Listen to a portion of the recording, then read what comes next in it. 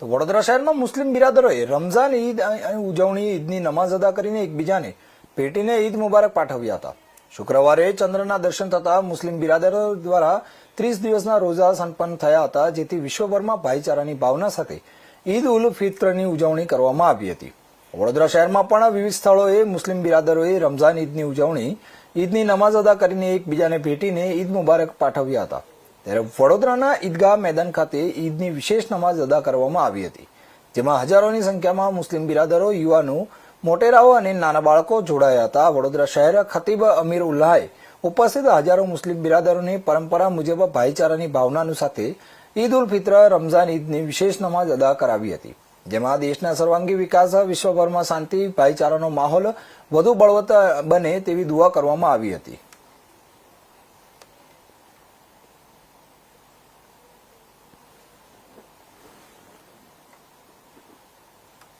આજો ઈદનો પર્વ નથી, દર વર્ષે ઈદનો પર્વ આવે છે અને રમઝાન પછી એવું કહેવાય છે કે અલ્લાહ તાલાનું ફરમાન છે કે ઈદના દિવસે એના થોડાક અગાઉ જે 2% ખૈરાત જે કહે છે, જકાત જેને કહેવાય છે, એ દરેક મુસલમાન આપે છે। કેમ?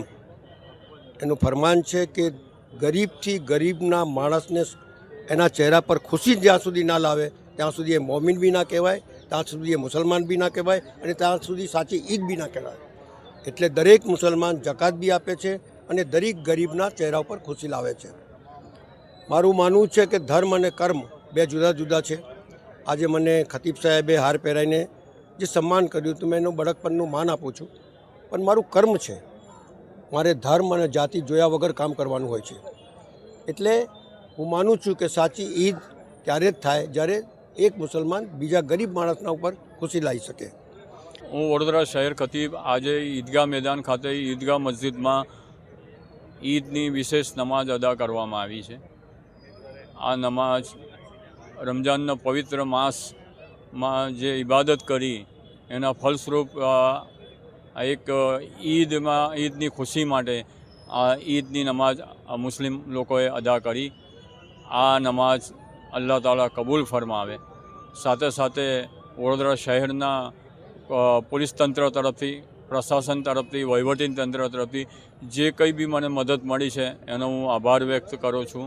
સાથે સાથે આ ડિજિટલ મીડિયા જે છે એમનો બી હું આભાર વ્યક્ત કરું છું કે મારી આ અવાજ, મારો સંદેશો એ આવામને પહોંચાડે છે, લોકોને પહોંચાડે છે, એનો હું ઋણી છું અને આભાર વ્યક્ત કરું છું। પવિત્ર રમઝાન માસ બાદ આજે ઈદનો તહેવાર ઈદગાહ મેદાન ખાતે તમામ મુસ્લિમ બિરાદરો, મિત્રોને ઈદ મુબારક કહેવા આવ્યા છે અને આ ઈદ આપણા સૌના જીવનમાં સુખ, શાંતિ, સમૃદ્ધિ લાવે।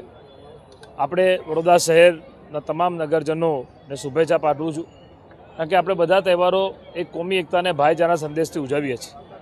જોગાનું જોગ તમે જુઓ કે અત્યારે ચૈત્ર નવરાત્ર પણ ચાલે છે, ગુડી પડવા, ચેટીચંદ, બધા સમાજના તહેવારો, નવા વર્ષ પણ હમણાં 2 દિવસ પહેલાં આપણે ઉજવ્યા છે, ત્યારે આજે ઈદ પણ છે।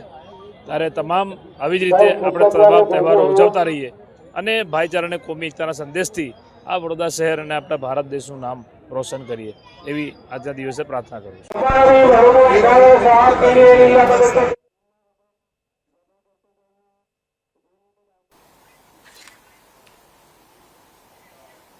સમાચારમાં આગળ વાત કરીએ